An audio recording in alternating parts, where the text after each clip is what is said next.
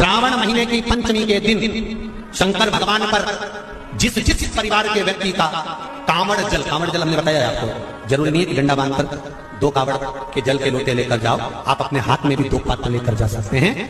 पंचमी तिथि के दिन हाथ में 2 लोटे जल के, 2 कलश जल के जब हम शंकर भगवान को चढ़ाते हैं तो ऊपर जो कमंडल होता है शिव जी के ऊपर जलधारी होती है, जिसमें जया, विषहरा, श्यामली बारी, दौतली और देव शंकर भगवान की 5 बेटियां जिसमें विराजमान होती हैं। जब हम जल समर्पित करते हैं, हमारे पीढ़ी में, परिवार में अगर कोई अधोगति में मर गया होता है, कुंवारी अवस्था में चले गया होता है, गर्भ में मर गया होता है, गर्भ के बाहर निकलकर भी अगर कुंवारी अवस्था में चले गया होता है, तो श्रावण महीने की दोनों पंचमी पर परिवार का अगर कोई एक व्यक्ति भी जल चढ़ा देता है शंकर भगवान पर, तो सर्प की योनि में नहीं पड़ता, जीव मुक्त हो जाता है, प्रेत योनि में सर्प की योनि से मुक्त हो जाता है। पंचमी कौन सी तिथि? पंचमी, चाहे वो शुक्ल पक्ष की हो चाहे वो कृष्ण पक्ष की। शिव महापुराण की कथा कहती है, आपको सुख अनुभव हो जाए, जिंदगी में कभी संपदा कम नहीं हो सकती, संपदा बढ़ती चली जाती है। संपदा घट नहीं सकती, बढ़ेगी और घटेगी, कष्ट नहीं आ सकता, रोग बीमारी तकलीफ नहीं आ सकती। आपके लिए तो लाभदायक है, समझ लो ये कथा। शास्त्र कहता है कि जिसके घर में संपदा की कमी हो, पैसा आ ही नहीं रहा हो, सब दूर उलझ गया हो, बहुत टेंशन चल रहा हो, पंचमी तिथि के दिन गन्ने का रस जानते हो, ईख का रस, गन्ने का रस तुलसी जी के क्यारे में हाथ में लेकर 7 बार अपना नाम और गोत्र बोलकर छोड़ दो, जिंदगी में 3 साल में तो करोड़पति बनकर बैठ जाओगे, कभी लक्ष्मी की कमी नहीं आ सकती। तैयारी में बैठे रहोगे कि फिर पंचमी तिथि आए। हमारे यहाँ सांपों की पूजन कौन से दिन होती है, कौन सी तिथि में करते हैं? जम के बोलो जरा। नाग पंचमी। नाग पंचमी का मतलब क्या है? सांपों की पूजन करो।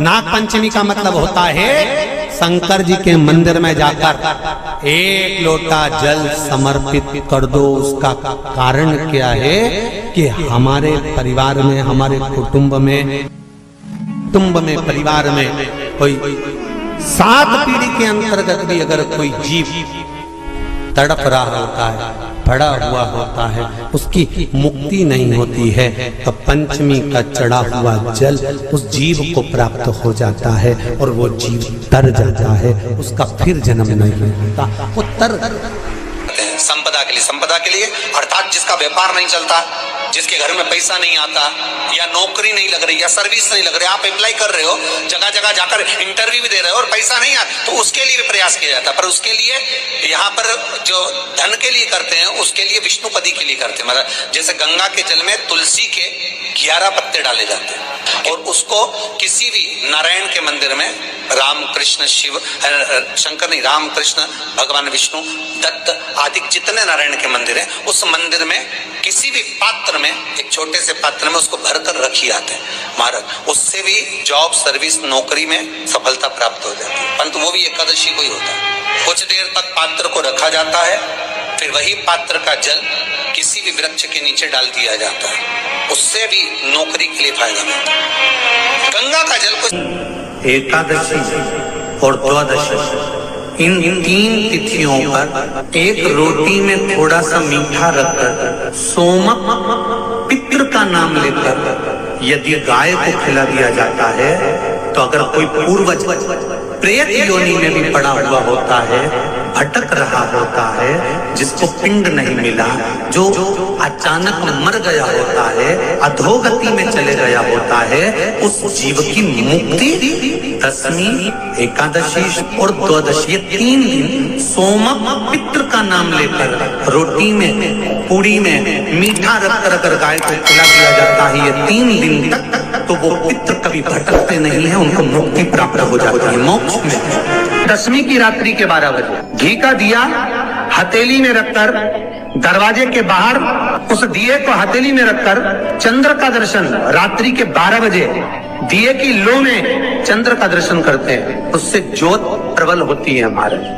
या तो होगा वो नवमी की रात्रि 12 बजे या दशमी की रात्रि की 12 बजे चंद्र का दर्शन। दीप घी का हाथ में जलाकर, नाम गोत्र अपना बोलकर, नरसिंह भगवान का स्मरण कर कर, ज्योति में चंद्र का स्मरण कर कर दर्शन किया जाता है। नेत्र कमजोर हो तो 3 या 4 दिन में ज्योतियों का क्रम बढ़ना प्रारंभ होता है। वैसे तो 15 दिन का लिखा है, पर शिव महापुराण कहती है 3-4 दिन का क्रम बहुत होता है, बढ़ता जाता है। केवल दशमी, चाहे उजाला की हो चाहे अंधेरे की। कौन से महादेव का नाम लेना है?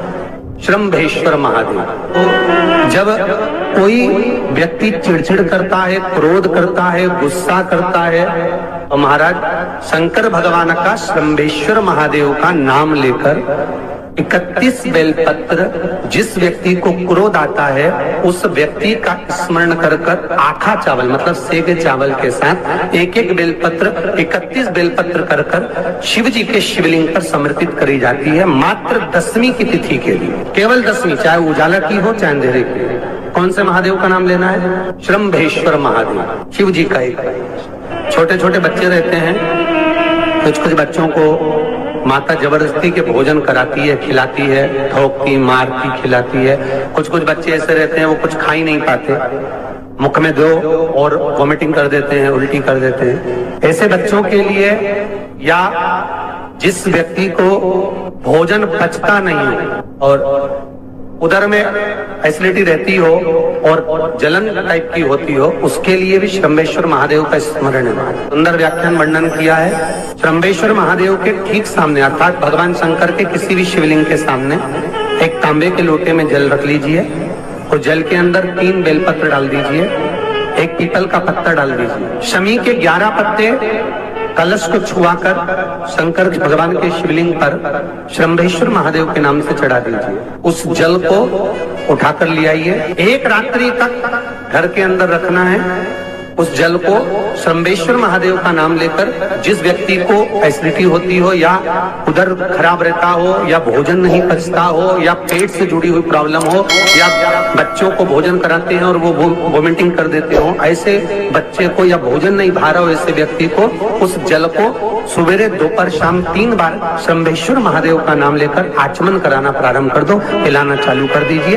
3 या 4 दिन पिलाओगे, अपने आप उदर में भी आनंद रहेगा, बच्चा भोजन करना भी प्रारंभ कर देगा। श्रम्भेश्वर जिसको साइटिका की बीमारी होती है या स्लिप डिस्क की बीमारी होती है या कमर की रीढ़ की हड्डी कहीं बांकी टेढ़ी होने लगती है या नसें चोक होने लगी हों, काम ना कर रही हों, तो उसके लिए कुंदकेश्वर महादेव पर आप कोई भी सफेद कलर के पुष्प भगवान शंकर के मंदिर में कुंदकेश्वर के नाम से 31 फूल समर्पित करना है। 31 पुष्प और कुंदकेश्वर के नाम से 31 पुष्प समर्पित कर कर बेलपत्री के पेड़ के नीचे की जड़ थोड़ा सा भाग निकालकर ऊपर से छीलकर अंदर का भाग शंकर कुंदकेश्वर को चढ़ाना है। उस जड़ को लाकर उसको पीसना है और पीसकर सुबह के समय पर 3 बार उसका कुंदकेश्वर का नाम लेकर सेवन करना है। जिसको साइटिका और जिसको रीढ़ की हड्डी, स्लिप डिस्क, जिसको प्रॉब्लम होती है उसको बाबा कुंदकेश्वर एक ऐसे महादेव हैं, क्योंकि भगवान शंकर के चरण पर पार्वती के द्वारा फेंका गया कुंद का प्रहार हुआ और उससे बाबा को चोट लगी, जिससे बाबा का नाम कुंदकेश्वर पड़ा। जब आप जल शंकर को चढ़ाने तो रोज ही जाते हैं। जब एकादशी का दिन रहे और शंकर जी के मंदिर में आप जल समर्पित करें तो 3 बार मुख से